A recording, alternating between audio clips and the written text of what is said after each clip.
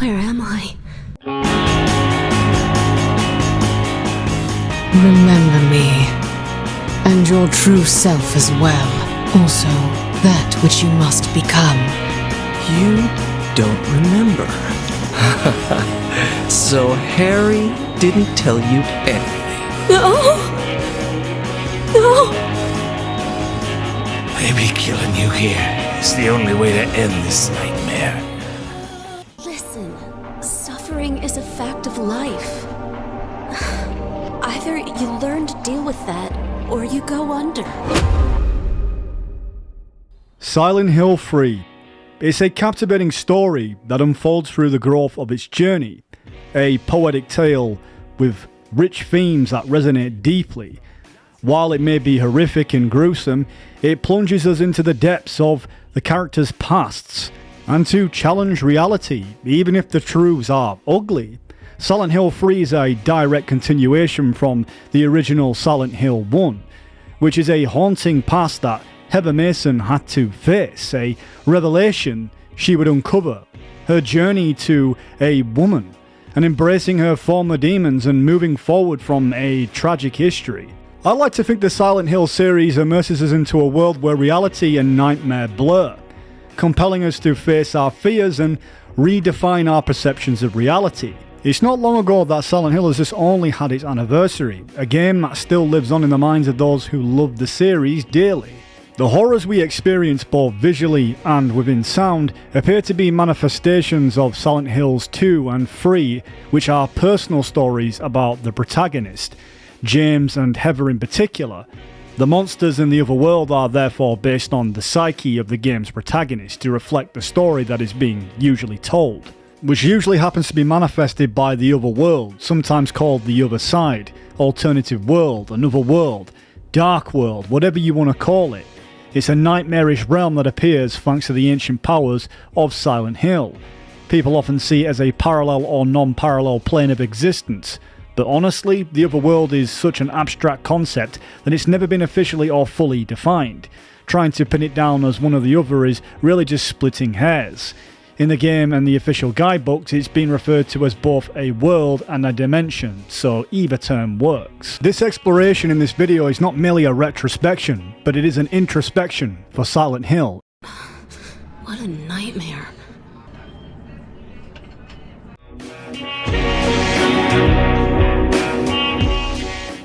It's introspective because Silent Hill provides a unique blend of horror and psychological depth that goes beyond just mere entertainment. It challenges us as the viewer to explore the darkest corners of their own minds, making the experience highly introspective and personally meaningful. Just like the characters in the game, within their other worlds, experience different manifestations based on their subconscious, or perhaps what the town has been manifested for them to experience. For example, some people will interpret some of the monsters they see within the series for what they really mean. In the series, different protagonists, especially both James and Heather's experience, differ, because James's journey through Silent Hill is deeply tied to his psychological state. His experiences in the town are a manifestation of his guilt and denial, and unresolved emotions surrounding the death of his wife. Within the legacy of Silent Hills, and the mysterious power of the occultism that surrounds the very town is what seems to draw out and manifest the inner darkness of those who enter its domain. Compared to someone like Laura, who is largely innocent and free from traumas and guilt that characterise James and other characters in the series, she does not have the same kind of dark past or unresolved issues that would draw out the Otherworld's manifestations. Laura's perceptions of the town are as of normal, that indicate Silent Hill's darker aspects are selectively revealed to those with significant inner darkness, as Laura does not experience the same kind of tragic events that the characters do within the series. We can talk about this later. This is no place for a kid. There are all sorts of strange things around here. I can't believe you haven't even gotten a scratch on you. Why should I? The protagonist, known as Heather's connection to the Otherworld, is more supernatural due to her origins and deep connection that forces her to confront Silent Hill, a fate that she can't run away from. The Otherworld in Silent Hill 3 is directly influenced by Heather's history, but at the time she perceives as a nightmare, or perhaps maybe a vision. Something that seems awfully familiar, but she dies within the nightmare before she even has the chance to recollect. So just like any ordinary girl, Heather would be in the mall after being in the burger restaurant. She would make her way to phone her father on a payphone, which seems a little out of the ordinary for a teenager considering that Silent Hill is set in the 2000s. But Heather isn't any ordinary girl. As Heather would make her way home, she would be followed by a detective called Douglas Cartland, in regards to Heather's past, in which Heather completely brushes off. Hold on. There's someone that wants to meet you. Just let me have an hour. No, a half hour of your time. My daddy always told me not to talk to strangers. This is very important. It's about your birth. I'm not interested.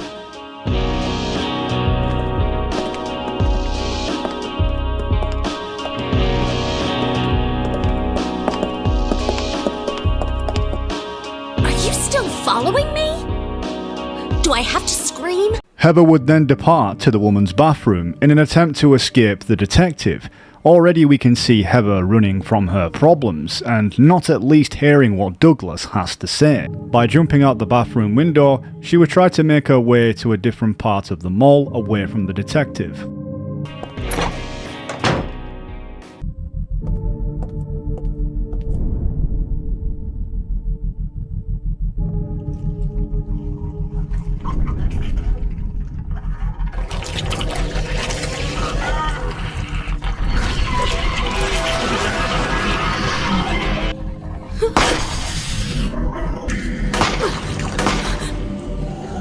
Already things start to take a strange turn within the mall, as it seems reality has changed in Heather's world, including the manifestation of items like a gun that appears in an unusual location, and a disturbing monster which is known as the Closer. Within its symbolism, it's Heather's overwhelming, inescapable fear. The interpretation of the monster itself is that of real people, mall shoppers in particular, with its arms representing that of shopping bags, including something known as the double-headed canine, which plagues the halls of these long stretches of mall, which seems empty and eerie and completely void of any life. It's like the atmosphere in this whole entire mall, which seemed very lively and vibrant, has now turned into this dark tone, almost like a world of purgatory, and everybody that existed once in this world is no longer here. Every manifestation of one of these creatures isn't just for no reason. They all serve a very interesting link to Heather's past, one that she's yet to discover.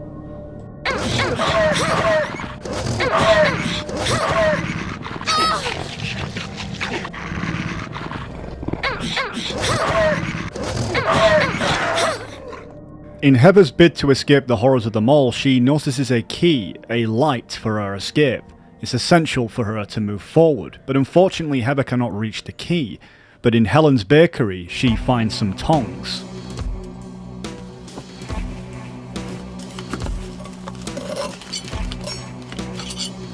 Key would be a perfect fit for a store known as Best Sellers Bookstore, where the clue is mysteriously printed on the Shakespeare anthology books on the floor, with numbers that are essential to opening the employee's door. Claudia, right? Did you do all this? It was the hand of God.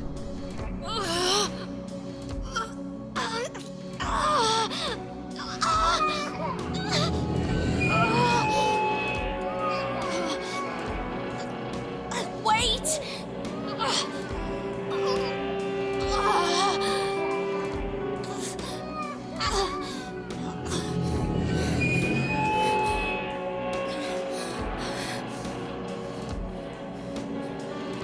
I don't get it. What does she want me to remember? Heather would stumble into a mysterious figure calling herself Claudia, which seems familiar to her subconscious mind, but she can't understand what she needs to remember. But in order to learn the truth, she must descend into the hell of her tormenting past. The Silent Hill series is known to incorporate numerous religious themes and elements, particularly through its portrayal of particular cults.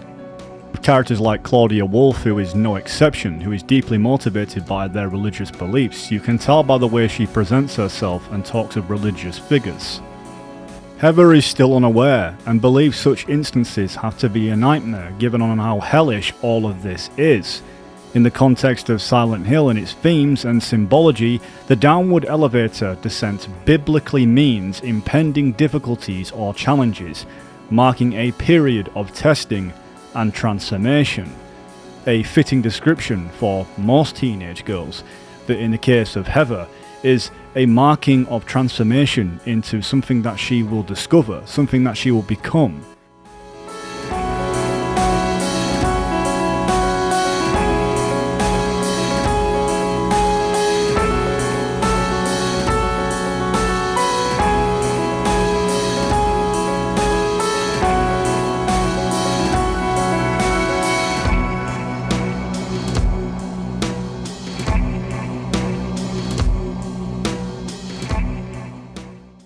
Now, in Heather's search for a way home, would notice a ladder that once again she cannot reach, but in the midst of all the chaos would gather all the essential items to fight her way through her demons, finding a flashlight to flush out the darkness. Perhaps a beacon of hope.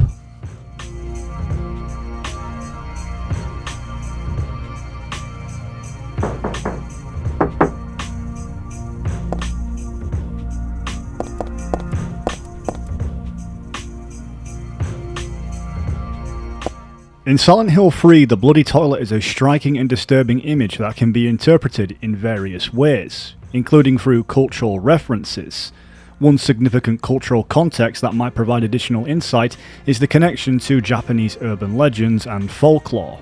According to that lore, there's a girl known as Hanako-san who is typically depicted as a young girl in a red skirt who haunts the third stall of school bathrooms. According to the legend, if you knock on the third stall 3 times and ask, "Are you there, Hanako-san?" you may hear a response. If she is present, she might drag you into the toilet or otherwise scare you. While the bloody toilet in Silent Hill 3 might not directly reference Hanako-san, the game often draws on various cultural and psychological horror elements.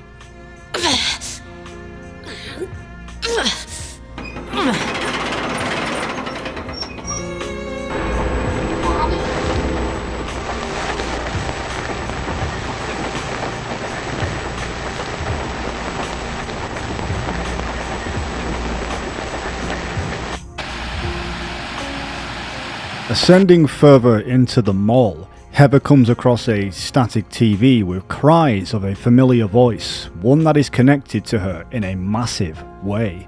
All the answers are there for the protagonist and the viewer to unfold. It's a question of when. Daddy, help me.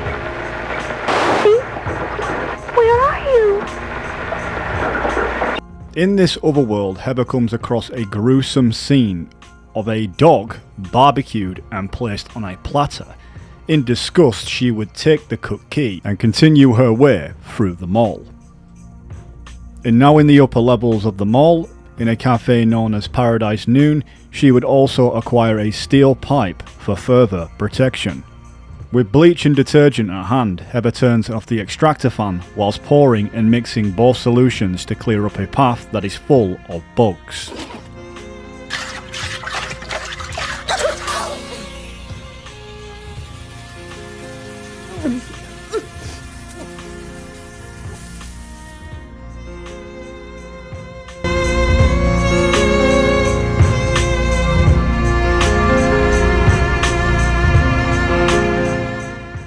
Further into the hallowed halls that beckon a never-ending feel, Heather would use the walnut she had found and use the vice to crack it open, which is an essential piece of a puzzle to unlock an unusual door with a strange piece of inscription.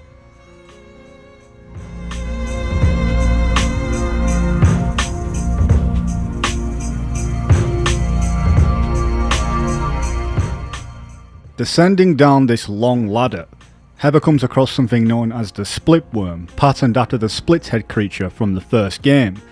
It emerges as the first boss in Silent Hill 3, mirroring its predecessor, The Night Flutter and Wormhead also incorporates worm imagery, potentially reflecting the deep-seated fear of worms.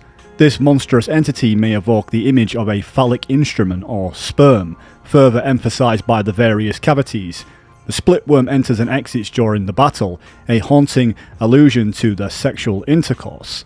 The teeth lining the split worm's mouth contribute to this unsettling imagery, possibly referencing the myth of the vagina denta, suggesting that Heather's underlying reservations of fear or sex.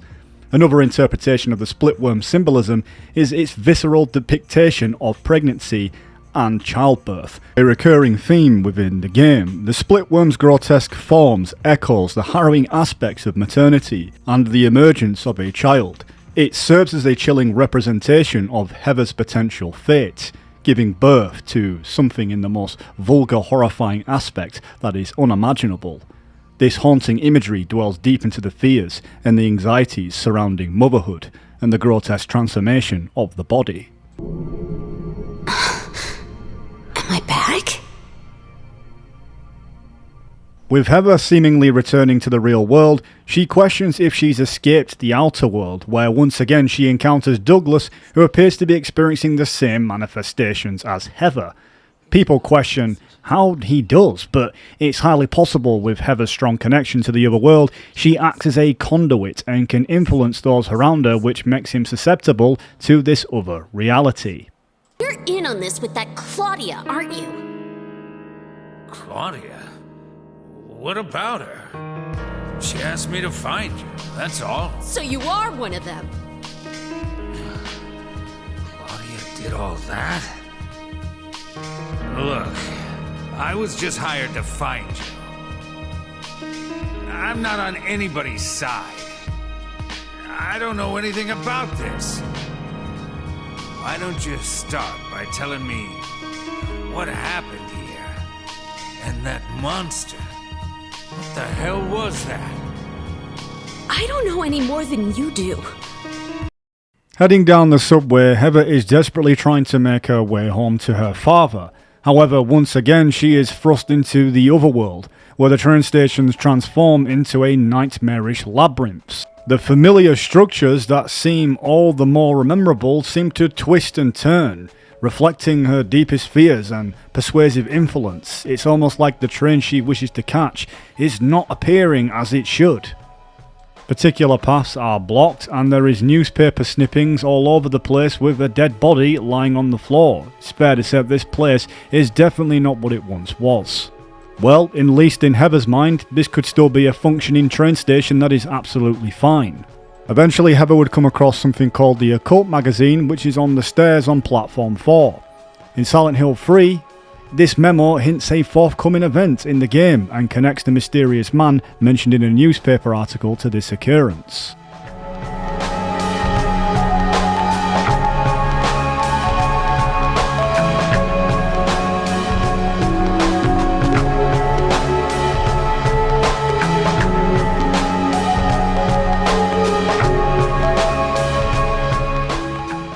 Heather now uses the nutcracker on the blue door, blocking her path to platform 2. It's almost as if something is definitely trying to prevent Heather from leaving the train station, leaving her a passenger on a train that will never arrive. The oppressive atmosphere and seemingly insurmountable obstacles really does reflect the inner turmoil in which Heather's facing.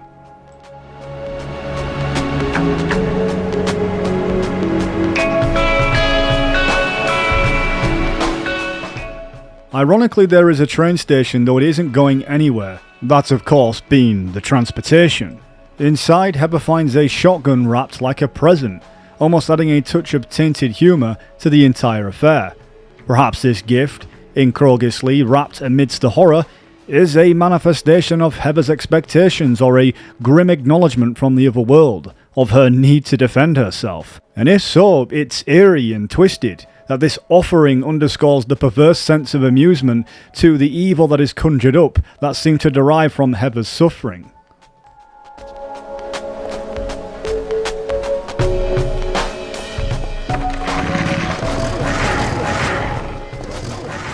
With no train arriving, Heather makes an attempt to escape through an exit and go on foot, but to her surprise, a train makes an appearance just before she is almost flattened.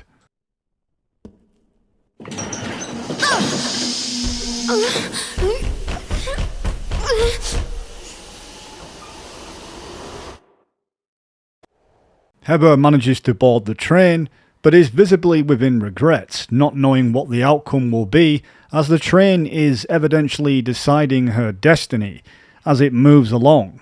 In her path, she is once again subjected to the horrors of the monsters, but this time she is in with close proximity and without space and nowhere to run.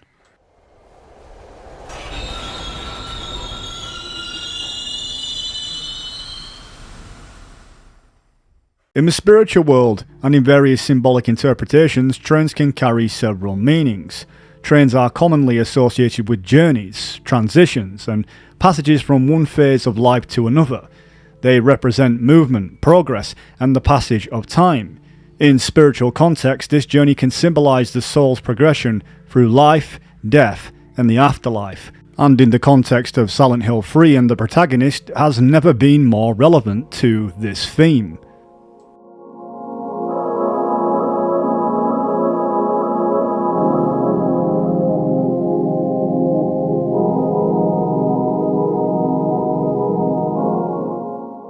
The giant underpass is Heather's next section. It's a daunting one to say the least, that encapsulates the game's eerie atmosphere. The long, narrow hallways that stretch endlessly, creating a sense of being lost and disorientated.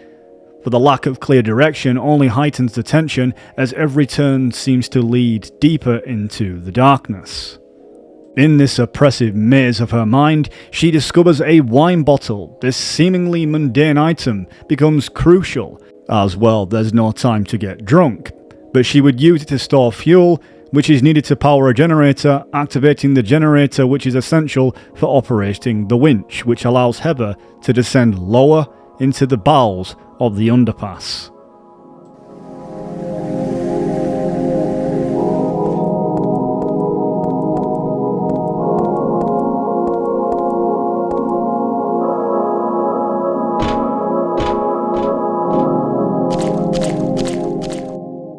Within the underpass lies a rusted connecting bridge suspended over murky water, hiding a tentacled creature beneath its surface. But a memo found in a nearby office explains this ominous presence. The writer of the memo suggests that something lurking in the water killed two of his colleagues, speculating that it might be an alligator. While this might be a plausible explanation in the real world, in Heather's Otherworld, it is something far more horrifying. As Heather ventures across the precarious bridge, the oppressive atmosphere and the unsettling sounds that echo through the passageway serve as that constant reminders of the lurking dangers of the creature beneath the murky water is yet another manifestation of the Otherworld's dark power.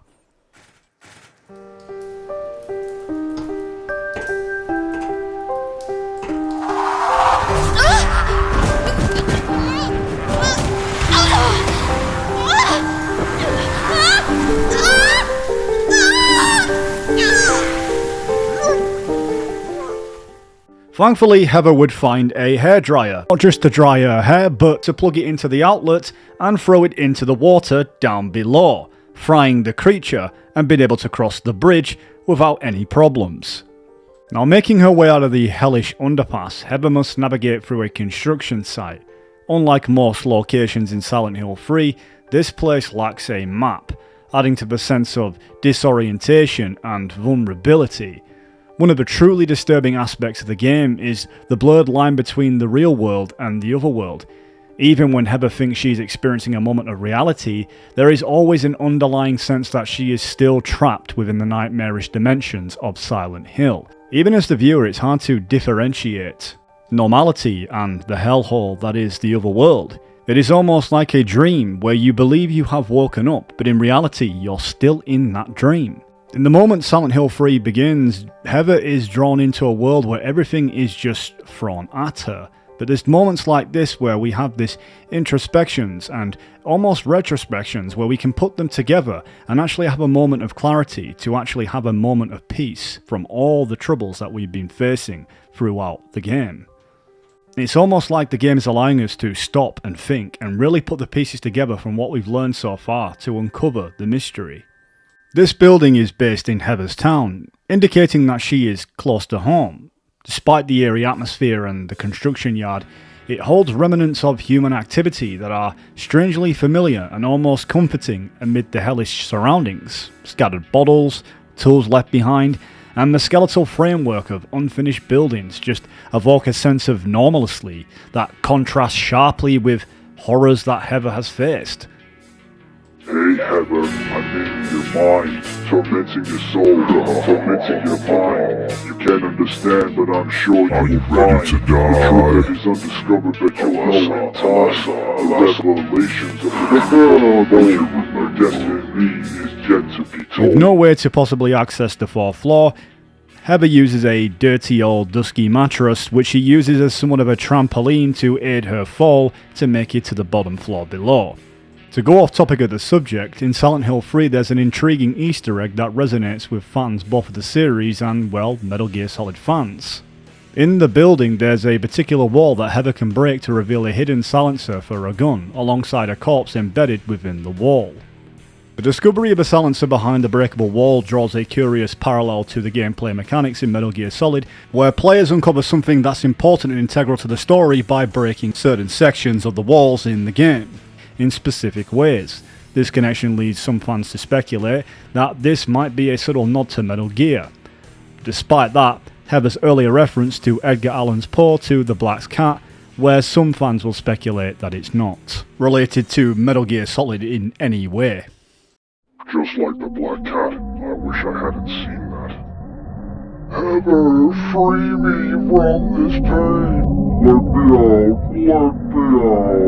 Heather now exits the construction building through a window and onto a scaffolding, only to be confronted by dangerous pendulums, airborne monsters that she first encountered in the mall. These creatures are particularly menacing, with their erratic movements and aerial attacks posing a significant threat. Some even walk on their blades. But in the development of Silent Hill 3, series creator-designer Masahiro Ito only designed 5 of the monsters as such, which were several creature designs including the pendulum, but they were more abstract and created without fully fleshed out symbolism. To put it short, they posed nothing of significance to any symbolism within the game. Now, Heather finds herself in Hilltop Center, a large office building with 6 floors. She enters from an opening on the 3rd floor and must navigate through the building to reach the entrance on the ground floor, allowing her to access the street outside in her own town. The journey through Hilltop Center, just like before, is filled with tension and danger, as Heather encounters various obstacles and enemies with the eerie deserted office complex that seems demonic and haunted by nature. Within one of the rooms in Hilltop Center, Heather encounters a chilling scene: dismembered mannequins.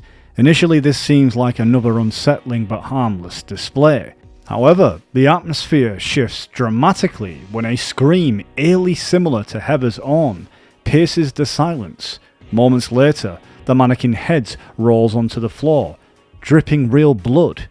This horrifying sight is a reminder of the Otherworld. It is a pervasive, ever-present force blurring the lines between reality and nightmare, as I've mentioned. It is a vivid manifestation of Silent Hill's ability to corrupt the ordinary.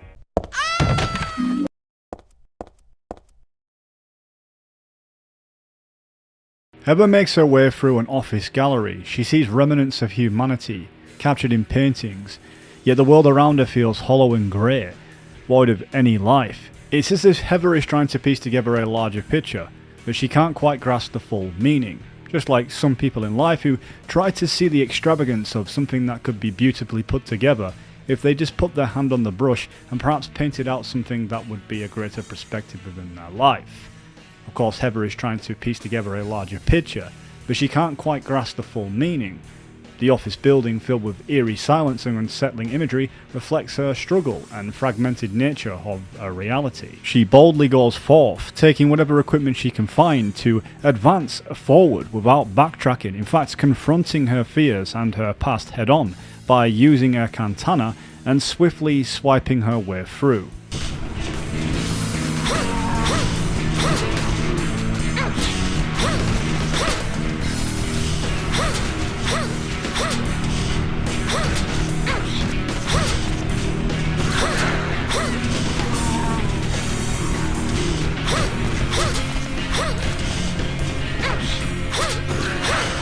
In her search for a way to progress, Heather finds a jack needed to open up the elevator. She also uses a screwdriver to pry open a drawer, discovering a rope. This allows her to descend down the elevator shaft, furthering her journey through the twisted labyrinth of Silent Hill's world.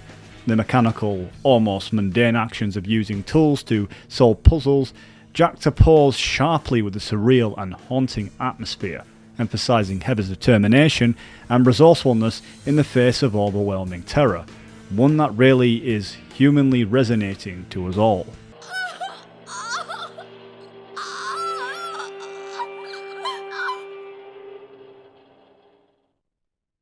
It's being invaded by the other world, by a world of someone's nightmarish delusions come to life. Oh no, not again. At first, what seems like an ordinary looking bathtub in echo interiors and floor fashions, however the moment that Heather examines it, she is hit with this crippling headache and abruptly transported into a darker and in more depth of the other world. As the shift occurs, she hears Harry Mason's voice, echoing a line from the original Silent Hill, her father, explaining invasion of the real world by the other world. Suddenly the familiar surroundings of Hilltop Center transform. Certain floors and areas become inaccessible, and monsters now roam virtually every corridor. The business that once seemed normal are now decrepit. Heather finds a photograph of herself with something saying "Kill the Holy One," only to then eventually stumble across a character known as Vincent. The name's Vincent. Don't forget it, okay? I'm on your side. So you say. But how do I know you're not with her? Her? You mean Claudia? Please don't lump me together with her. She was brainwashed by that crazy old hag. Well, I guess crazy old hag is a bit harsh. She was your mother after all. My mother? What do you mean? You don't remember. So Harry didn't tell you anything. I guess he hid the truth to keep you on his side. That figures. He is a pretty sneaky guy. Don't talk about my dad like that! Vincent Smith is a pivotal character in Silent Hill 3, shrouded in mystery and intrigue. He possesses the uncanny knowledge of Heather's strange past, which stretches far beyond her current existence, touching on a previous setting and a former vessel. Vincent claims to know everything about her history, the current situation, and the events that transpired in Silent Hill 17 years ago. He brings up key figures from Heather's past, including her mother, Dahlia Giuseppe, and her adoptive father, Harry Mason. Vincent's ambiguous stance, whether he is an ally or an enemy, adds to the tension, as he is manipulative and inquisitive, and his behaviour really makes it difficult for Heather and the player to discern his true intentions.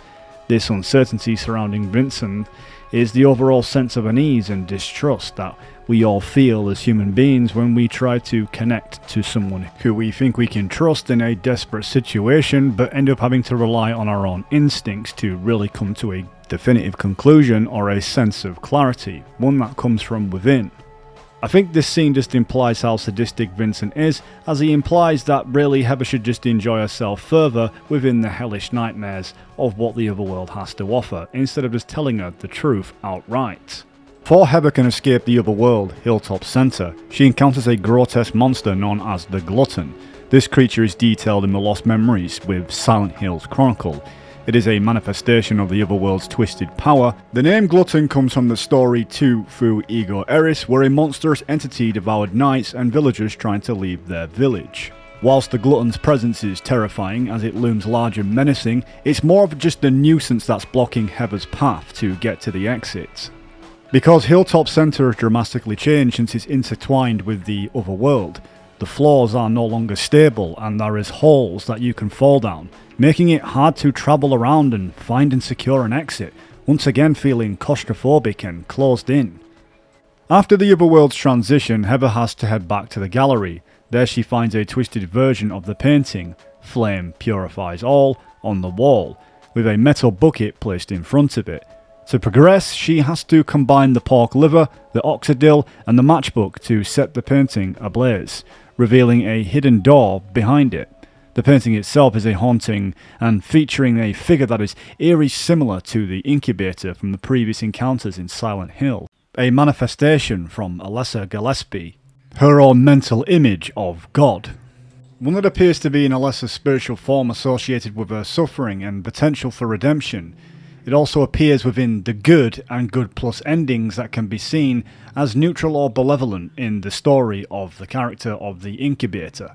And within sharp contrast, there's the incubus that represents the dark side of the cult's god, a demonic and malevolent entity that appears in the bad and bad plus endings, embodying the cult's evil's intentions. The incubator is more saintly and pure within appearance than the incubus, which somewhat represents that of the Baphomet, which is tied in with the evil cult that believe their god is something of good when in reality it is something of evil.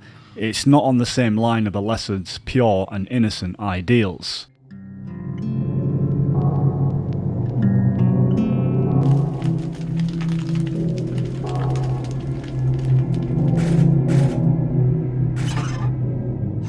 Entering the next room, the atmosphere turns chillingly eerie with dead corpses suspended and peculiar photographs strategically placed. It is stated that Masahiro Ito, the series creator-designer, dwells into the symbolic depth of these grotesque elements. Masahiro Ito stated, to quote, "Mouth means Alessa's shrieking insanity from the bottom of her heart. Silent Hill 3's Another World, where Heather enters, is reflected in Alessa's consciousness. Alessa was bullied at school and suffered from her mother's cruelty. Incidentally, the mouths in Silent Hill 2 means Mary's shrieking insanity. In the bleeding ears case, I wanted to express Another World's personality like human. That ear is Alessa's, but I didn't want to use the eye because I didn't use it in the Silent Hill series creature's design. The bleeding means Alessa's consciousness is mad, and the nurse Red's mouth means mad too." End quote.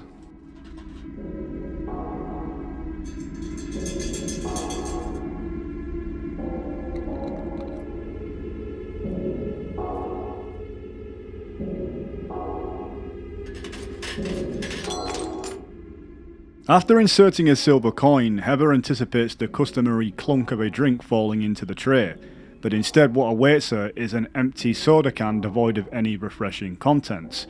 Undeterred by the unexpected turn, Heather is driven by curiosity or perhaps a hint of desperation, resorts to shaking the can vigorously. To her astonishment, a metallic jingle, which pops out a key known as the life insurance key. Believe it or not, there's deeper symbolism lurking beneath the surface. The vending machine and the coin that operates it emerges as a potent metaphors, emblematic of the notion that is in the enigmatic realm of Silent Hill. Nothing comes without a price. The transactional nature of existence is laid bare, suggesting that even the most essential commodities like the metaphorical life insurance is a demand, a sacrifice in return. Moreover, insights gleaned from the Book of Lost Memories offers illumination on most of the events on the series.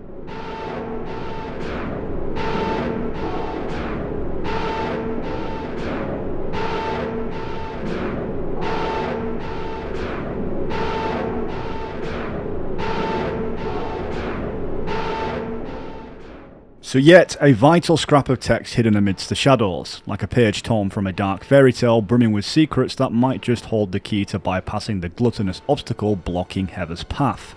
She takes a moment to study the words, feeling a shiver run down her spine as she tries to make sense of this mysterious message that appears to work according to the script. It seems to pulse with an otherworldly energy, like whispers from a forgotten realm, but there's something oddly familiar about them too, as if they've been waiting patiently for her to arrive.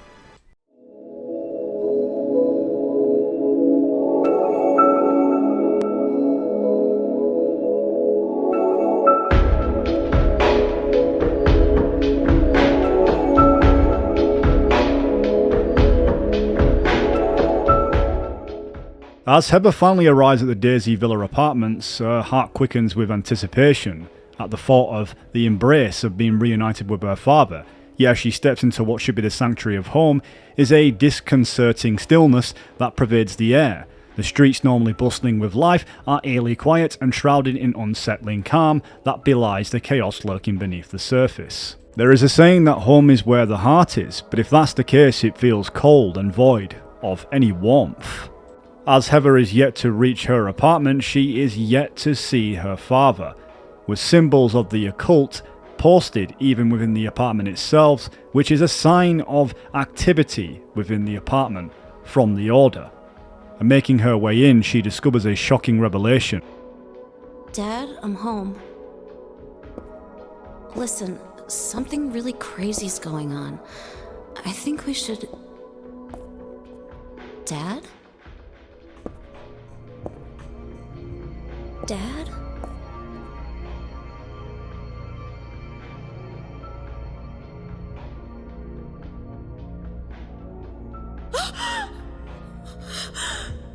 With blood trails leading ominously in the distance, marking the tragic end of Harry Mason, protagonist of the original Silent Hill game, Claudia Wolfe, a central antagonist in Silent Hill 3, who is the orchestrator of this sinister deed.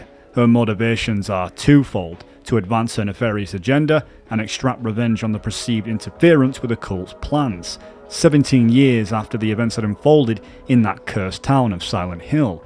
Claudia's vendetta against Harry Mason resurfaces with chilling intensity. His demise serves as both a strategic maneuver in her sinister machinations and a grim act of retribution for his past defiance of the cult's designs. 17 years ago, Harry's arrival in Silent Hill was coincidental, as he was searching for his missing adoptive daughter, Cheryl, who was actually a reincarnation of Alessa. Through his journey, Harry uncovered the truth behind the cult's sinister agenda, including their intentions to use Alessa as a vessel for their god's rebirth. But Harry's actions directly opposed the cult's goals. He not only rescued Alessa from her torment, but also prevented the cult from completing their ritual, thereby thwarting their plans for the rebirth of their god. Much of the lore in the Silent Hill series originates from the events depicted in Silent Hill Origins. In this context, truck driver Travis Grady becomes involved in the dark rituals of the Order, a cult in Silent Hill, aiming to use Alessa Gilseppi to birth their god. During the climactic events, Travis helps free Alessa, leading to her soul being split in two. One half remains in her body in the hospital, and the other half becomes a newborn baby, known as Cheryl. Shortly after the split, Harry Mason and his wife would find the infant Cheryl and adopt her, seeing her as a miraculous blessing. Cheryl grows up unaware of her true origins, years later feeling a mysterious pull towards Silent Hill. Cheryl and Alessa, which are basically one in the same, they are a spiritual connection between the two, has that sudden urge to visit Silent Hill after the death of her adoptive mother, Jodie, which is orchestrated by Dahlia Gilseppi, who uses a magical spell to summon the other half of Alessa's soul back to the town. Unaware of the true reason behind Cheryl's insistence of visiting Silent Hill, Harry, still grieving of the loss of his wife, agrees to take her on a vacation as a means of being a supportive father. It's only later that he discovers the sinister truth behind their trip and the dark forces in play that Silent Hill within the series, especially within Origins, really does explain the mysterious past behind the protagonist we know as Heather Mason in Silent Hill 3. Indeed, the cycle of rebirth and new beginnings is a recurring theme throughout the Silent Hill series, especially concerning the intertwined fates of Alessa Gilseppi and Cheryl Mason. and Heather Mason. They are initially one in the same. But after the initial split of Alessa's soul in Silent Hill Origins, history seems to repeat itself in Silent Hill 1, where Alessa's soul is once again reunited, but this time within Cheryl Mason. Following the events of Silent Hill 1, Alessa's soul goes through another transformation, this time reincarnating as a new baby adopted by Harry Mason. This act of reincarnation marks a new beginning for Alessa's soul and for Harry, who would rename the child Heather to shield her from the dark forces that once plagued Alessa and Cheryl. This cycle of rebirth symbolises the enduring nature of the soul's journey, as well as the themes of redemption and sacrifice, and possibility of breaking free from the cycle of suffering. Despite the tragedies and horrors that they endured, especially Alessa and Cheryl and Heather, whilst they may be their own individuals, they are still spiritually intertwined. Altogether, Alessa and Cheryl and Heather are closely connected. Their bond is bound for eternity, one shrouded in the evils of the Order, with Heather being the vessel that is essential to claim some redemption to this messy history. You must try to remember me, and your true self as well. You will birth a god and build an eternal paradise.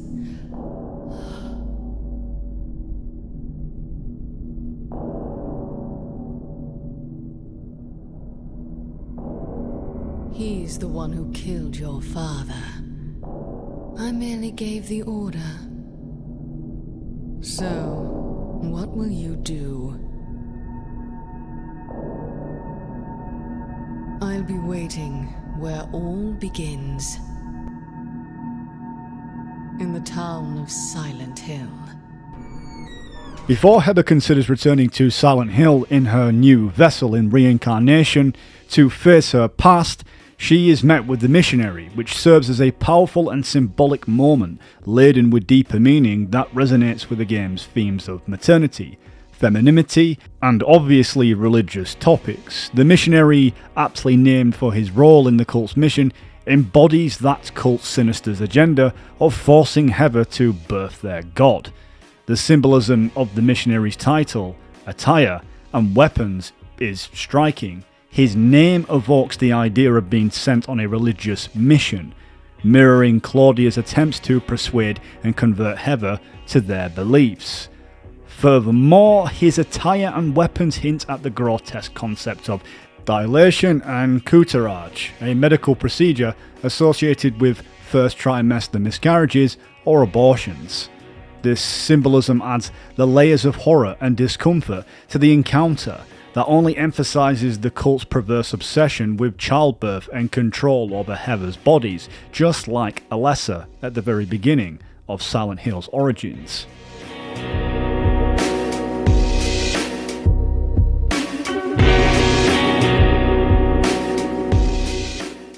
If you were to ask me, I'd say that Heather's confrontation with the missionary in Silent Hill is a bold and powerful stance in her fight for her autonomy, womanhood, and just overall personal beliefs.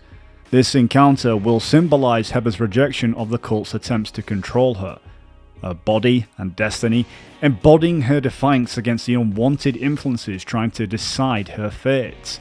The missionary, with his ominous title and menacing presence, represents the oppressive force of the occult and their mission to impose their beliefs on Heather, one that a lot of women and anyone in the world can perhaps relate to.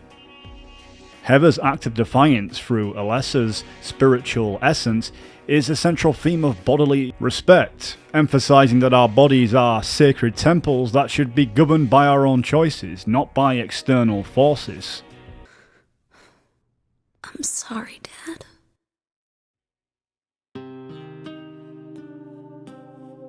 What'll you do now?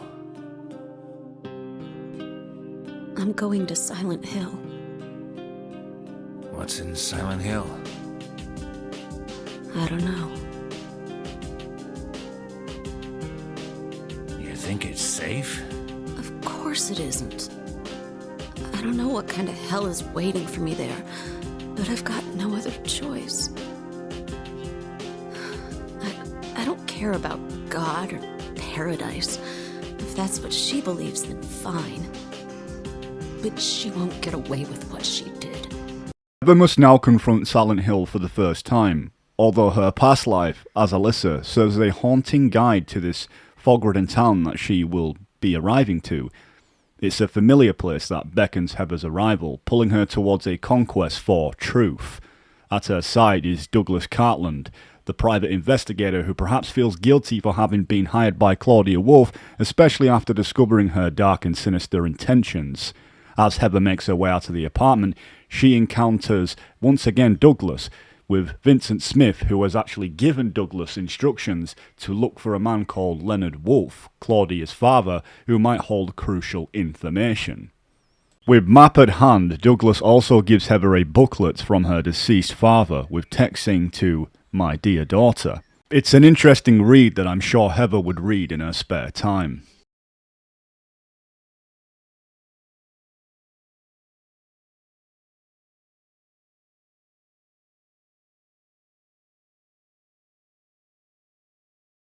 During the car ride to Silent Hill, there's an interesting exchange between Heather and Douglas.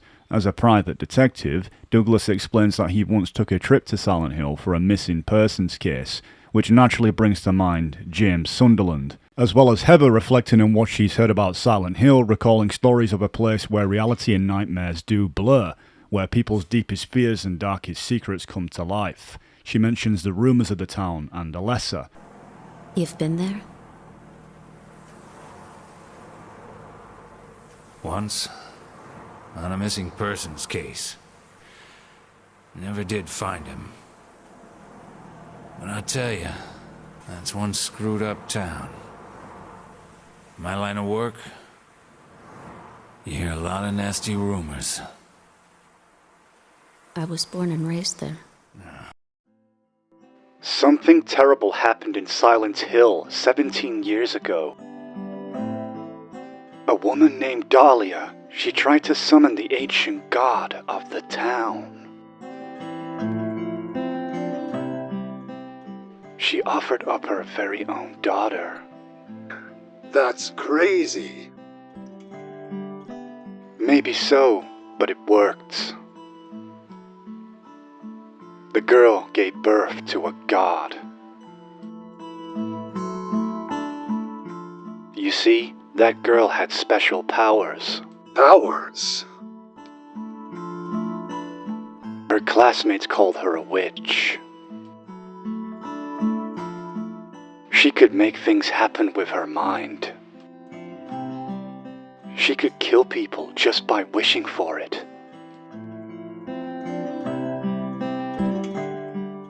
But in the end, that god was killed by a single person. My father, Harry Mason. Interestingly, Heather opens up about her feelings about her father to Douglas. It's interesting in hindsight because with Heather being a reincarnation of Alessa, it's almost like Alessa got to live a life that she never had. And I love this moment because it reminds us that we should really tell the people that mean a lot to us how much we feel about them before it's too late and they're gone. The brilliance is when Heather reminisces about the time she spent with her father, the moments of joy you can clearly see in her eyes, and the lessons it taught her. She speaks a mixture of sorrow and gratitude, acknowledging the sacrifices that Harry Mason had made to protect and to treat Heather as if she was his own daughter. He loved me just like I was his very own daughter. Even though he didn't know who or what I was.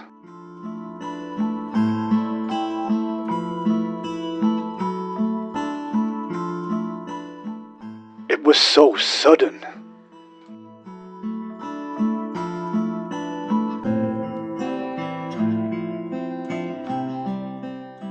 I never had a chance to tell you how happy you made me. Now in Silent Hill, Heather and Douglas decide to split up to cover more ground in their search for answers. Douglas heads off to investigate Leonard Wolf's house, hoping to uncover crucial information about Claudia and the Order. Meanwhile, Heather's journey takes her to Brookhaven Hospital.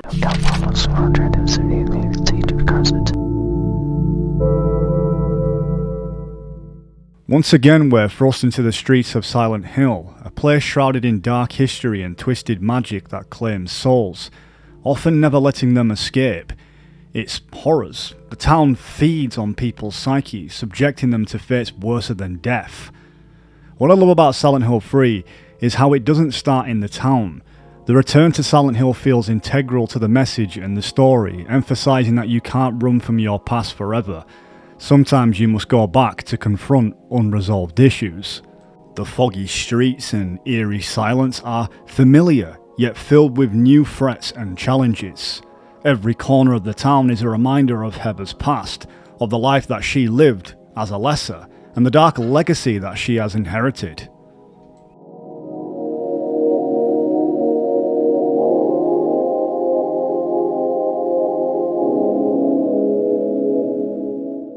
So things start to get a little strange, as a character known as Stanley Coleman, a former patient of Brookhaven Hospital, remains an enigma in Silent Hill 3. As Heather Mason navigates through the hospital eerie corridors, it's unclear whether Stanley is still alive. Despite this ambiguity, Stanley seems acutely aware of Heather's presence, even knowing details such as her name and the fact she didn't take his doll. This raises the possibility that Stanley might be a ghost or a manifestation that granted supernatural awareness by the town's otherworldly power. The town of Silent Hill transcends space and time, allowing for these uncanny occurrences to happen. Stanley's ability to seemingly transport himself throughout the hospital without being seen suggests a deeper connection to the town's dark influence. Alternatively, his diaries are scattered throughout the hospital might be manifestations akin to Mary's letter from Silent Hill 2, born from Heather's own fears and anxieties, particularly because of her fear of stalkers.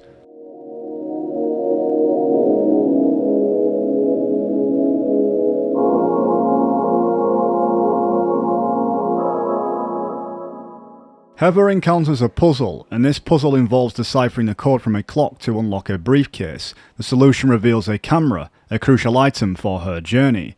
But making her way back downstairs, Heather discovers a disturbing memento left by Stanley Coleman on the wall, adorned with various items. Among them is a stairwell key, which she manages to retrieve using nail polish remover as instructed by Stanley himself.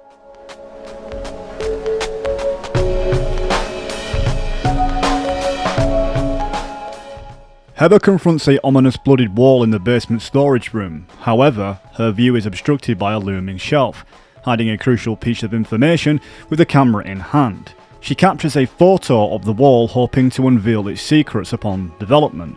Once it's developed, the photo reveals a harrowing sight of a 4-digit code etched in blood, which its significance shrouded within darkness. This code, unique to the playthrough, holds the key to unlocking the door leading to the 3rd floor patient wing.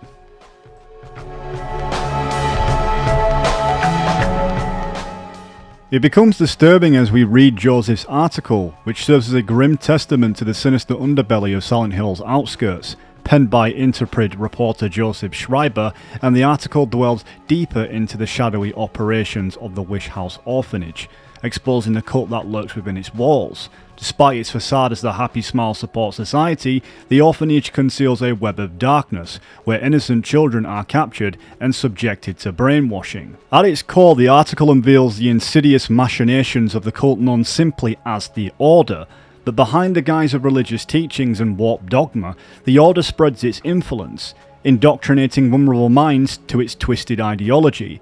Joseph's investigation seal leads him to uncover the chilling truth lurking beneath the surface. The cool thing about Silent Hill and these articles is it's a good way to give an example of exposing the lies and revealing the truth. That sometimes just by stopping out of your way to read things can really make us learn something vital. I'd say Stanley's presence in Silent Hill 3 certainly adds to the intrigue of exploring Brookhaven Hospital. It's a refreshing change of pace, albeit a creepy one.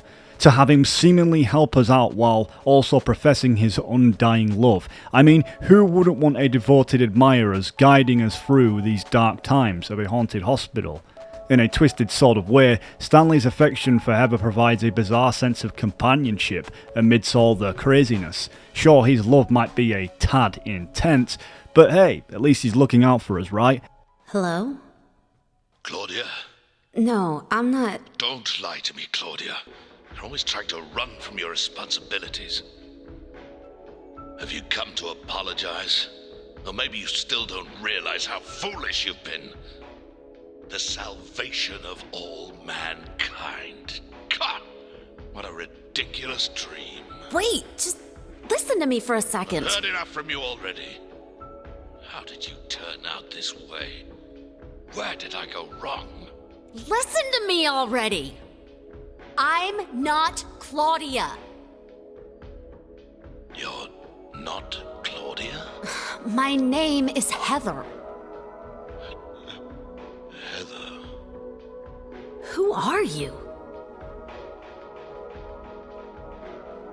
Leonard Wolf. Heather, will you help me? Help you? I'm locked up in here, and I must stop Claudia. Where are you now? I'm not sure myself, but the door is at the end of the hall on the second floor. I think I can be of help to you. I have a seal. Please. A seal? So Leonard's cryptic plea for Heather's assistance adds another layer of tension to her already harrowing journey through Brookhaven Hospital. The promise of obtaining the seal and thwarting Claudia's plans hangs in the balance as Leonard urges Heather to navigate through the labyrinth of the corridors of the asylum. As Heather ventures towards the designated door on the second floor of the hospital, the unsettling realization draws upon her that this door wasn't there before. It's a chilling testament to the ever-shifting nature of Silent Hill, where once again reality warps and twists. What's strange is as well is the sense of adrenaline that courses through not just the viewer but Heather's veins as she faces the daunting task ahead. Of each decision she makes could mean the difference between survival and succumbing to the horrors that await. Every door that closes, a new one opens. You've got to love the irony and the symbology behind it. It's like the Otherworld just wishes to stop Heather, but at the same time Heather's perseverance always manages to find a way through the Otherworld. That doesn't seem too unforgiving. It doesn't make anything impossible. It's almost like its sadistic nature just loves to toy with whoever is there, to torment them.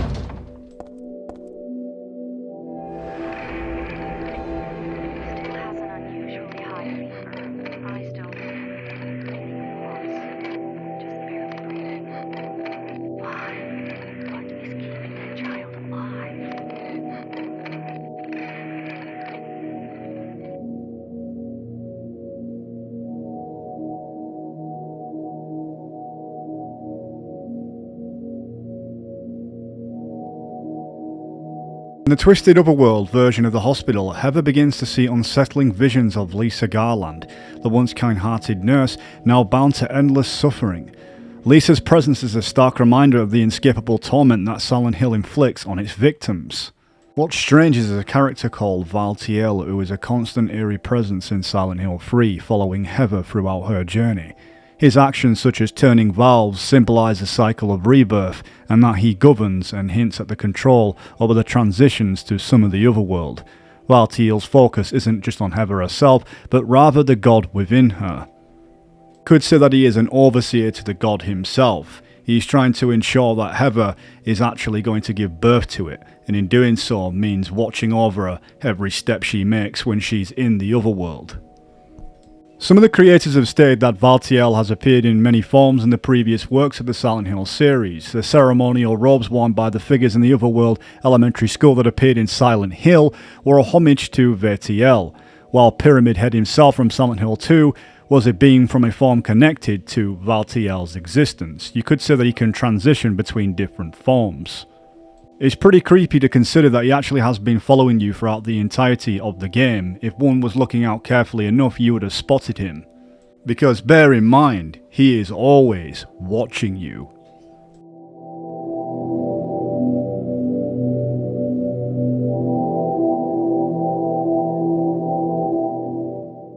Looking carefully through the Otherworld, Heather finds a note written by Dr. Midkiff which sheds light on Leonard Wolf's true nature and how volatile he is. The note reveals that Leonard is no stranger to hurting those who dispute his religious views, even going as far to stab them. This chilling discovery in a way is almost a foreshadowing to what to expect. that even though we're trying to find this seal, it's probably not going to be as easy and as pleasant as Heather might imagine it to be. According to The Lost Memories, which by the way is a brilliant book, and you can actually pick these up on eBay for those who are Silent Hill fans, which pretty much tells you everything that you need to know about the entire franchise of Silent Hill that is vastly important to its lore. But according to this book, the nurses in Silent Hill 3 might have been human nurses from Brookhaven Hospital, transformed into monsters, similar to the puppet nurses in the original game. Though the details are unclear, Masahiro Ito, the creature designer, describes the nurse as an amalgamation of the puppet nurse and bubblehead nurse from the earlier games. He noted that Silent Hill 3 features a different nurse design due to its separate protagonist. While the design doesn't have any special meaning, it is influenced by Heather's subconscious of the memories of Lisa Garland, so nothing symbolic this time round. Although it goes to show that some things that seem familiar can represent things of our past that are unpleasant. I think one great example of this is when you hear a song that you remember that reminded you of something in your life that could have been positive or negative.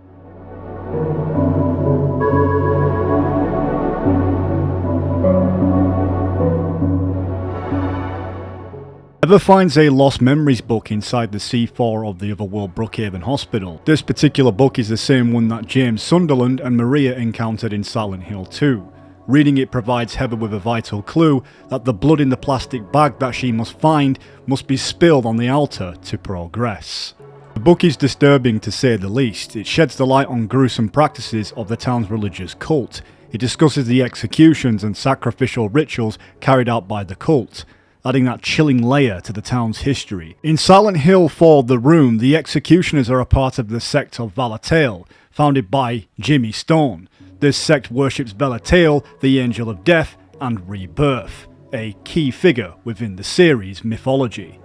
The memo not only expands on the lore introduced in Silent Hill 2's historical society, but it also deepens the connection between the games, revealing the dark and twisted nature of Silent Hill's cult, the Order.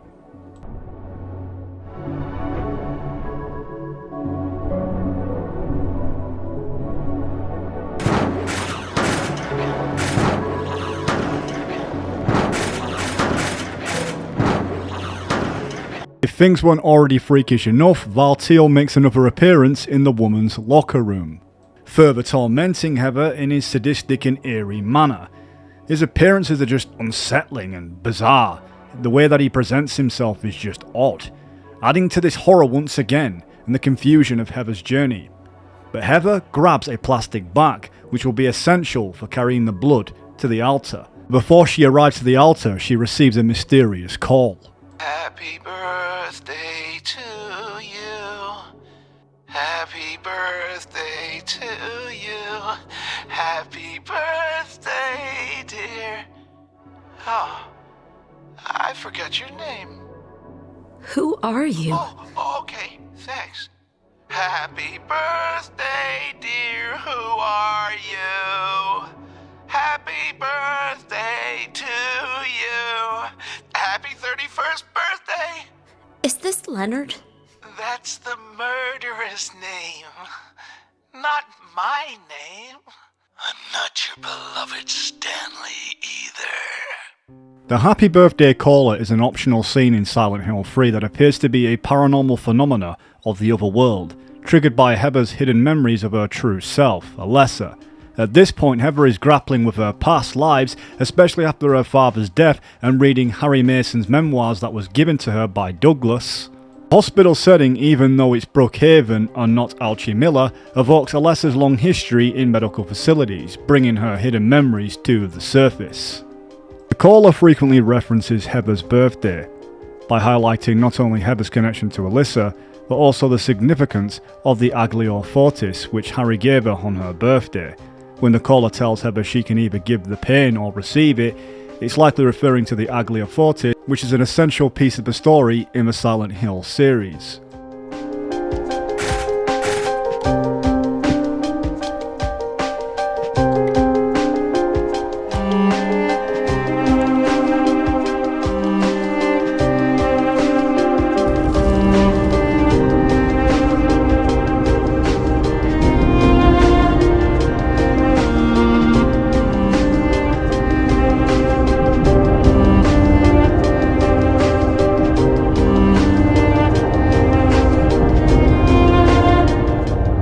Eventually Heather frees Leonard, perhaps expecting a normal-looking human being, but instead she is confronted with his ghastly appearance and his delusional and dangerous beliefs. Of course, this counter exposes the harsh realities and the warnings throughout Heather's journey, warning her of such dangers of Leonard. And of course, it was leaving her with no choice but to kill Leonard, and by doing so she puts an end to this abusive monster who tormented his daughter and murdered countless innocents who defied his religious beliefs. By erasing Leonard would finally put the end of a chapter in the history book that should be remained forever closed. I thought you were a normal person. So you tried to trick me? So you could run off with my seal, huh? Heretic! You plan to destroy God! I told you I wasn't trying to trick anyone! What is this seal thing anyway? Oh, don't play innocent. You can't fool me anymore. The seal is mine. I was appointed by God to be its guardian. The only thing you'll get from me is a gruesome death.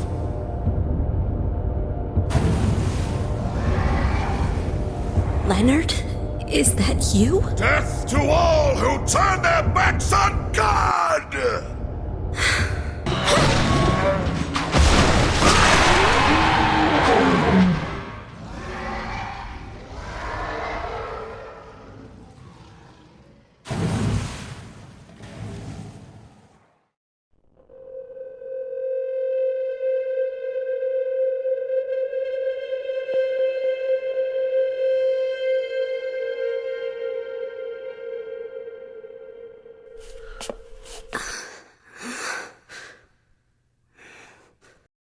After defeating Leonard, Heather awakens from the darkest depths of the Otherworld and retrieves the seal of Metatron. Despite not fully understanding its significance at this time, with determination she decides to head back and meet Douglas at the motel, where she hopes to gather more information and continue her quest.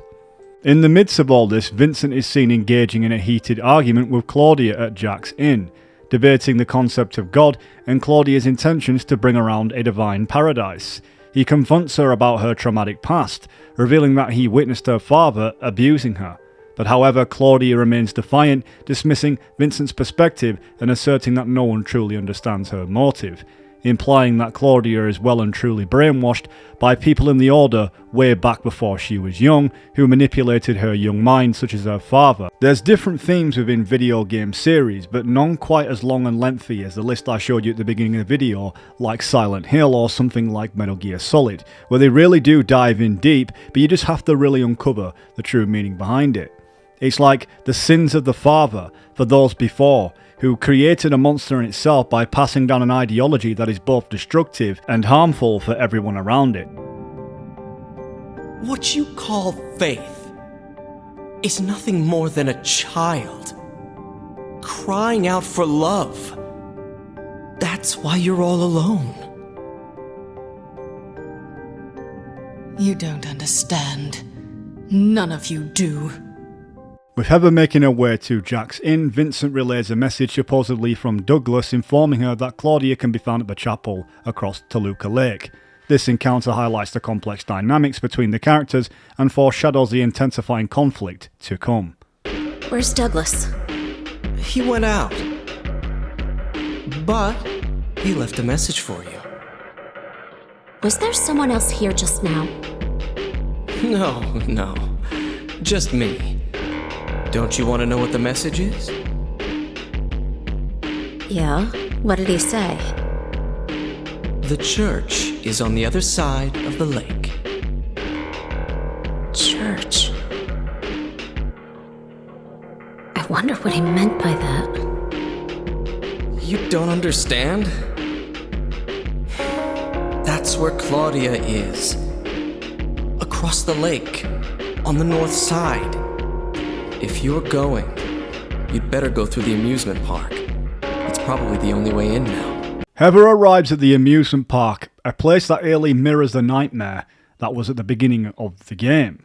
Naturally, tensions run high as the possibility of her vision becoming a reality looms over her. Despite the fear and anxiety that might be in her final resting place, Heather bravely pushes forward.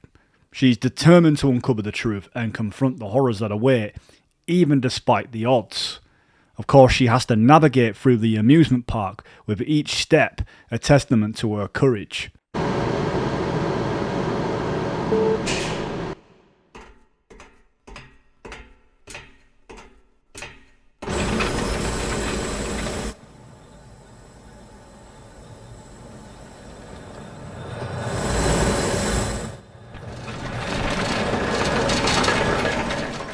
Thankfully, Heather takes heed of her nightmare and jumps off the tracks just in time to avoid being killed. She falls unconscious for a short while, whilst meanwhile on the other side of the park, Douglas comes face to face with Claudia. It is in this moment that everything becomes clear, the true reason for why he was hired and the dark intentions behind it. This revelation makes Douglas question his entire life, including his involvement with Heather. Faced with the reality of Claudia's sinister plans, Douglas will then grapple with his conscience and his role that he has played.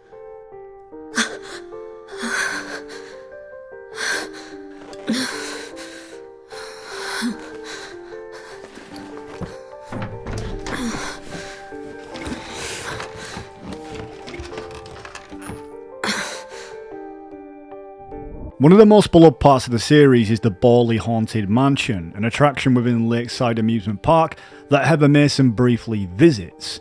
To reach the carousel, she must pass through the mansion, which consists of 6 rooms, 3 of which are rigged as a horror attraction. The iconic segment is both a homage to the classic haunted house experiences and a chilling reminder of the eerie atmosphere that Silent Hill is known for. Help! Help! Do you hear those voices? A family of 4 was sliced into bloody pieces in this room. Oh, the cries of the children. The murderer was caught. Do you know why he said he killed his family? In the mansion, Heather is guided by a narrator. Whilst the voice initially sounds typical of a theme park horror attraction with its comical tone, the Otherworld's influence is unmistakable. The narrator addresses Heather specifically and in a threatening manner, making it clear that this is one haunted house that really steps over the mark compared to something that you see in a regular amusement park. The narrator mocks and teases Heather with the evil truths manifesting in the room, claiming a man killed his family, yet only one person died. The room is drenched in blood just tells a completely different story. The eerie scenario brings to mind Silent Hill's PT. Again, unfortunately never saw a full release. In my own canon, I like to think it's connected to the Silent Hill series, especially 3 with the narrator's story, given the striking similarities that the narrator tells us. There was another family shot to death in the same state last month, and in December last year, a man used a rifle and meat cleaver to murder his entire family. In each case, the perpetrators were fathers. State police say this string of domestic homicides appears under 2048. After killing his family, the father hung himself with a garden hose they had in the garage. That's Danny. A quiet young man, but quite friendly, as you can see. He was so eager to meet you. He grew up in New Orleans, but came here after first losing his way. I am so sorry. This place is just falling apart. The mechanism is broken, you see. The god that needs to be born has to have a host that is angry and miserable to grow and create the paradise that Claudia envisions and has talked about. Even if Heather dies, she will be revived by Valtiel, so the Order doesn't really care if she succumbs to death. This is definitely evident in the final hallways where the red mist relentlessly chases Heather down. After searching around the amusement park, Heather gathers a chain and a red shoe. She uses the chain in the carousel to rip the door off its hinges, leading her to have a confrontation with Douglas. The tension is palpable as Heather braces herself for whatever comes next, as Douglas's mental state, just like Heather's, is clearly quite unstable, as we come to see. because Douglas thinks with the death of Heather means that he can put a stop to this whole ordeal and stop Heather from birthing this god that Claudia has been speaking about.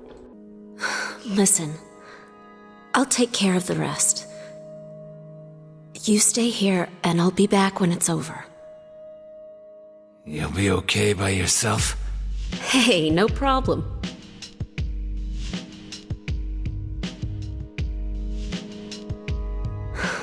Besides, my dad's not around anymore.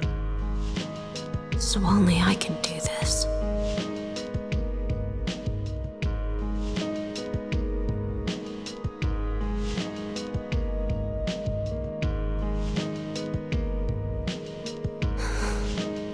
What are you doing?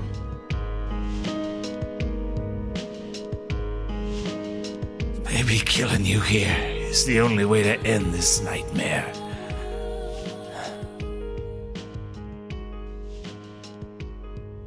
Yeah, you might be right. Entering a fortune teller's building, Heather finds a journal detailing Douglas's job to track her down. The journal reveals that Claudia had coincited a false story, claiming that Heather had been kidnapped by Harry Mason. With all these pieces of information falling into place, the pages of Heather's revelations are unfolding, painting a clearer picture of the dark manipulations at play. Heather would solve another simple puzzle by placing the red shoe on Cinderella and the doll's face mask on Snow White. Heather will then unlock a path to another part of the amusement park. This step forward brings her even closer to confronting the true horrors that so far Heather has bravely managed to get through. Unbelievably, Heather finds a written text that describes how Dahlia implied Alessa wanted to use Cheryl as a sacrifice, calling Alessa a demon. Harry was hesitant to allow the order to harm Alessa or Cheryl, believing that both needed help and sensing a profound connection between the two. This discovery is just another piece of profound information that helps Heather further understand the twisted past that binds her to Silent Hill.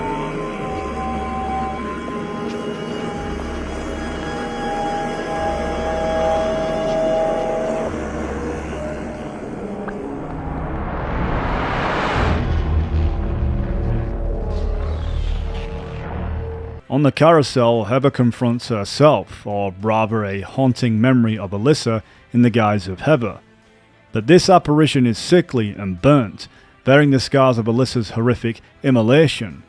The charred and peeled skin is a gruesome reminder of the agony that Alessa endured. But yet amidst this grotesque display there's a deeper symbolism at play. Because the memory of Alessa, as this apparition is known, represents Alessa's enduring will with the Otherworld. I mean, in fact, it's a manifestation born with Alessa's desire to prevent the birth of the god, to spare the world from the catastrophic consequences, just like before. That in the heart of the carousel, a human figure writhes in flames, which is another reminder, a symbol of Alessa's own immolation 24 years prior. It's a reminder of her unending torment, her sacrifice for the greater good, and her unwavering determination to protect humanity. I guess even if that means eliminating Heather. For Heather, facing this spectral reflection of Alessa is a profound and emotional experience. It's a confrontation between the two, a means to an end, a way for Alessa to truly free herself from the shackles. That goes for Heather too. If anything, we can sympathise, because we are talking to our former self, something we pity and wish to set free to move forward. Now, Heather would make it to the church, which would be the final testament within the story. The church is full of symbols and hidden messages, and all different kinds of worships of the order itself scattered around the church within paintings. Heather would confront Claudia Wolf again with a fiery debate of ideologies, but the brilliance of Heather is that she comes out on top with sensible and wise responses that shows her growth on this journey to her brilliance.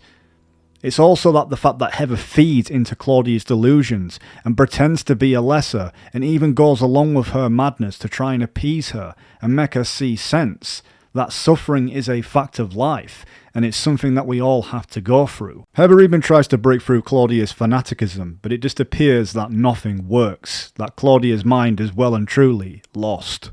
But I am Alessa. My little Claudia. My dear, sweet sister. Alessa? Is it you? Oh, how I've missed you. I don't need another world. It's fine the way it is. But you said it yourself. The world must first be cleansed with fire. But that's not what I want now. Alessa, don't you want happiness? Have you become blind to all the hopeless suffering in the world? We all need God's salvation. Listen, suffering is a fact of life. Either you learn to deal with that, or you go under. You can stay in your own little dream world, but you can't keep hurting people. Within this church there is a confession booth. And amidst all the darkness of the other world, there is a woman's cries for forgiveness for killing someone who killed her daughter, only provoke the thought about the nature of justice and revenge. Some speculate that that woman in the confessional booth could be Dahlia Giuseppe, burdened by the guilt for her past sins, but it's the ambiguity that challenged the players to consider the consequences of their actions and the complexity of moral decision making. The creators wanted to add this confessional scene to symbolise that not every choice is the right choice, for to forgive her will ultimately contradict Heather's actions and vengeance towards Claudia. The strange thing is that we know the Otherworld has a funny way of being able to play with people's minds. It's almost like in the confessional booth is Heather herself, her subconscious talking to her through Claudia's voice, questioning herself that maybe she should forgive Claudia for her actions and move on from the death of her father, Harry Mason. Basically, the decision that Heather and the viewer makes will impact the ending of the story. Forgive me my wicked act of revenge, and deliver the soul of my poor, murdered daughter. Please. Also, care for the soul of the girl whose life I have taken. Oh God, I am a child, trembling with fear as I stare at death. Soothe my tortured soul with your infinite mercy. Please, forgive me.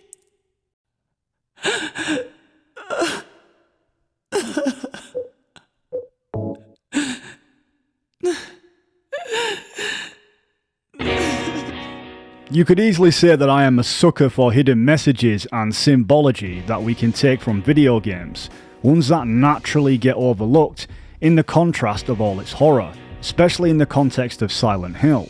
This particular painting of Alessa on the wall reflects a remarkable sight because it's an embodiment of the themes of renewal and rebirth, a second chance at life. As Heather gazes upon the painting, she realises the profound truth that she is both the woman holding the baby and the baby herself, a reincarnation of her former self. It's almost like being born again in the religious context, experiencing a profound transformation or renewal. It's often what some people do in life when they wish to renew themselves and become better and become pure again in life. Perhaps escape a dark legacy and move on to something new. Heather will encounter Vincent once again. Heather questions Vincent's motives for helping her and he assures her that he is genuinely on her side. However, he reveals a more self-serving reason. He doesn't want God's birth to occur because it would be inconvenient and unpredictable. Despite this, he shows little concern for Heather's safety. So what can we really say when it comes to Vincent? It's not really clear cut because he's not neither good or evil, and he's not someone you can easily call a friend. Vincent wants to enjoy the pleasures of the modern world, and the birth of the god would just put an end to his hedonism. He epitomises a slimy, manipulative dickbag who uses others to achieve his own goals. But despite all this, he is somewhat useful, because his motivations are kind of on the borderline to what we're trying to achieve. If there's anything that we can learn from Vincent is that there's people like him who are just concerned about money. They put it over everything else in life that is important, including the suffering of others. And in an essence, this guy is still part of the occult. He's practically sold his soul to the devil. It's not uncommon for people to worship the same god and still disagree. God? You sure you don't mean devil? Whichever you like. The point is that now I really am on your side. I don't want God to be born. It wouldn't be convenient. Much too unpredictable. So you've been using me to stop Claudia, is that it? At some point, Vincent asks Heather if she has retrieved the seal of Metatron from Leonard. Once Heather shows it to him, Vincent provides her with a book called Otherworld Laws, which is meant to contain important information about the seal, because the seal of Metatron is essentially meant to neutralize the birth of the cult's god and other dark forces. However, the seal is ultimately ineffective in stopping gods due to the specific nature of its power. It cannot kill or directly destroy divine entities. It can only limit their influence or contain them. But it is said that the seal might be able to help people awaken their inner selves. You mean this thing? Yes, that's it. As long as we have that, we're fine. Here, take this.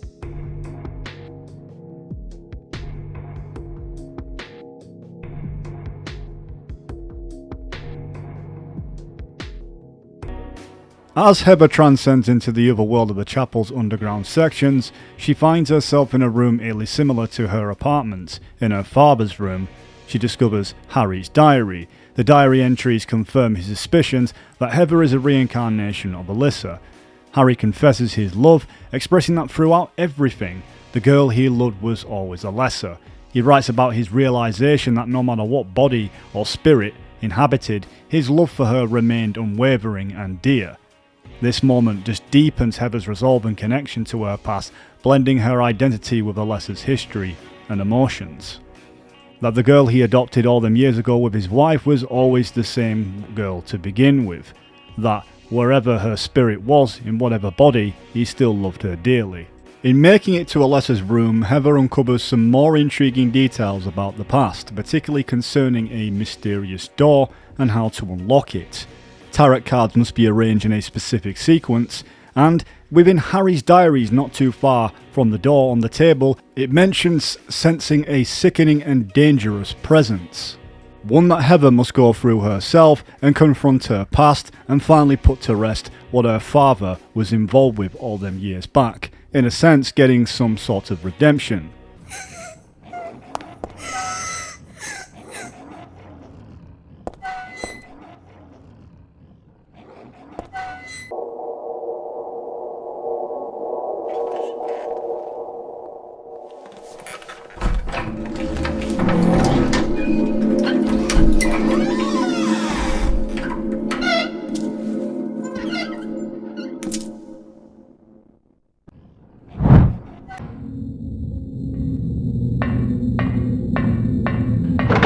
What's this?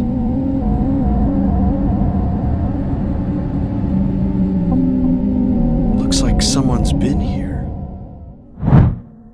We're once again reminded and to confront the tragic tale of Alessa, a soul tormented by the cruel cult in Silent Hill. I mean, Alessa's life was a relentless saga of pain and suffering, her young existence marred by the flames of a malicious fire, all orchestrated by those who should have been protecting her. The hospital became her sanctuary, yet also her prison, where she just endured agonising treatments for her severe burns.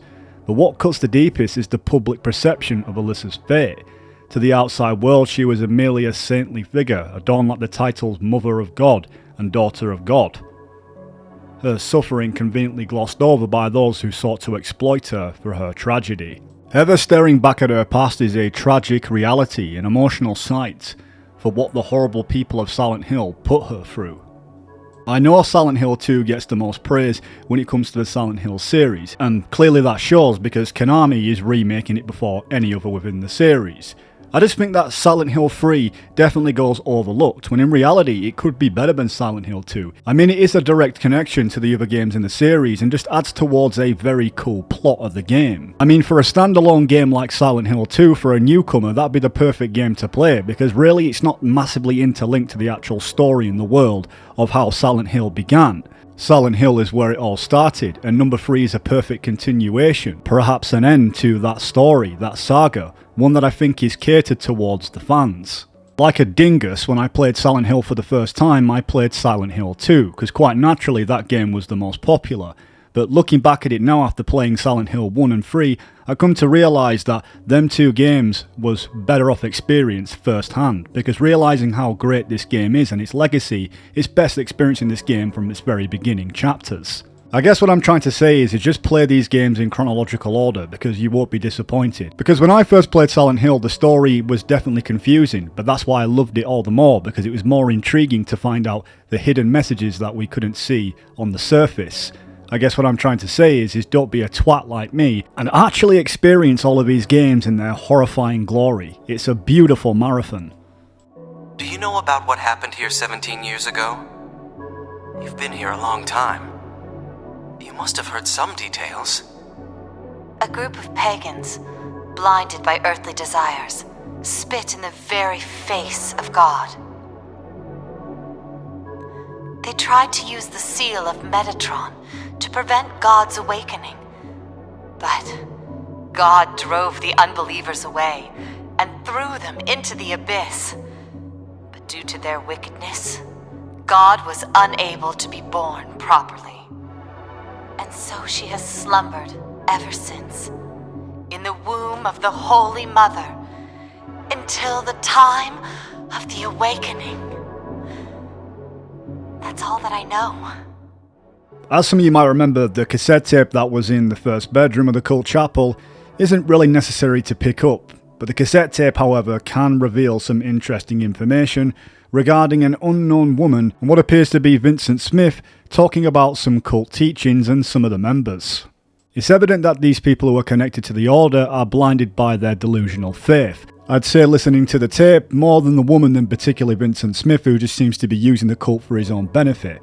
It seems like a lot of the people connected to the Order are severely brainwashed, with Claudia being at the helm of the cult. There's even a diary in a classroom that Alessa used to attend.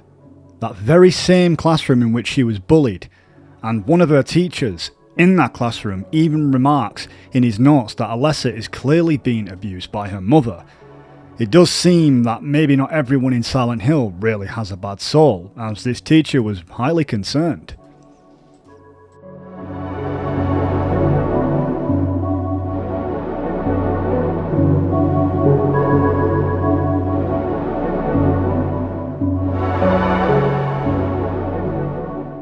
With all tarot cards collected now, the moment Heather's been waiting for the final conclusion to end this nightmare.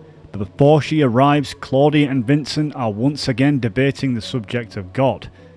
But of course, the altercation would turn bad real quick. When did you stop believing in God? God lives. Just look around you. Oh, but I do believe in her. In my own way. I fear her and I adore her. But I haven't lost my mind like you. You think that this is the work of God? Isn't this all nothing more than your own personal nightmare? Just like Alessa 17 years ago? If this really is the work of God, then I'd say she has terrible taste. Heather, go ahead and kill this crazy bitch. This demon who claims to speak for God. The time has come. You can kill her now. You'll go to hell! With Vincent bleeding and gasping for breath, desperately urges Heather to use the seal of Metatron. You can see the hope flicker in his eyes, a last-ditch effort to thwart the cult's twisted plans. But that hope is crushed in an instant when Claudia just steps in and coldly stabs a knife straight through the centre of his chest, leaving it stuck there for all to see. With the seal of Metatron not doing anything, it appears that the god's time to be reborn is now, as Heather seems to convulse and vomit out such a monstrosity. Something that someone would look at and not call a god, but more or less an evil demon. I would be witness to it. Judgment Day.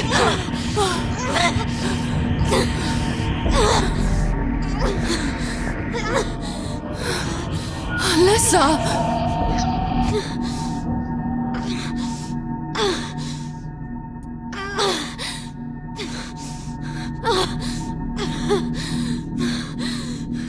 Shut your mouth, you stinking bitch! After calling Claudia a stinking bitch, one can only imagine that she needs to take a shower, cause man, she must smell like some shit. The only symbology in that one is take a shower. Now anyway, this pendant that she has that her father has given her, she uses and takes to expel the monster from within. Showcasing that she really does have Claudia's number. What have you done? What did you swallow?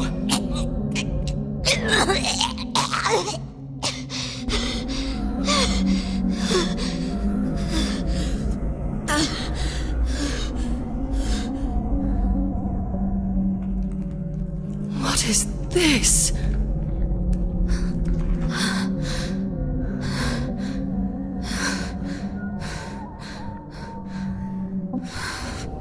Looks like God didn't make it. Stop! God is... Claudia!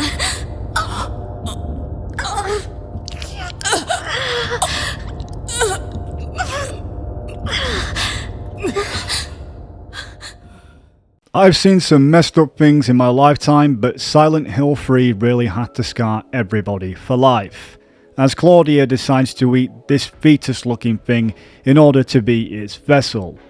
Shortly after the god takes its transformative stages, Claudia then jumps down into a hole. Well, she pretty much melts herself into it.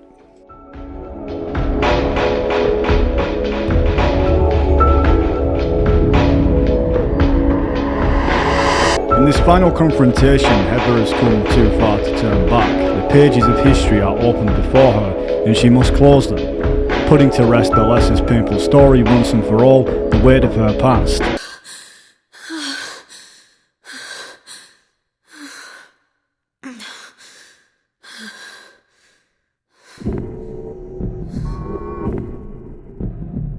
Is that the end? I guess it's time to roll the credits. Well, not just yet, because to what most fans will consider Heather's canon ending, we witness her return to Douglas at the amusement park. He's alive, but their reunion is tinged with Heather's dark and twisted sense of humour.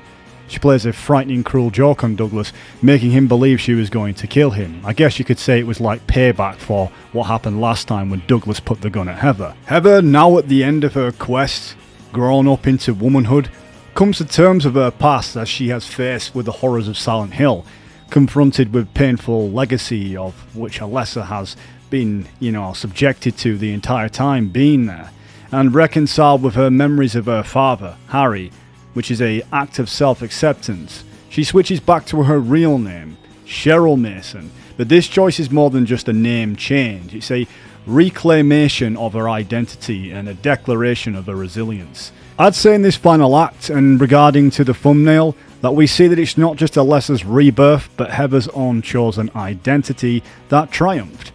Because by embracing the name Cheryl, she honours her past while stepping into a future she has forged through her strength and determination, one of her own.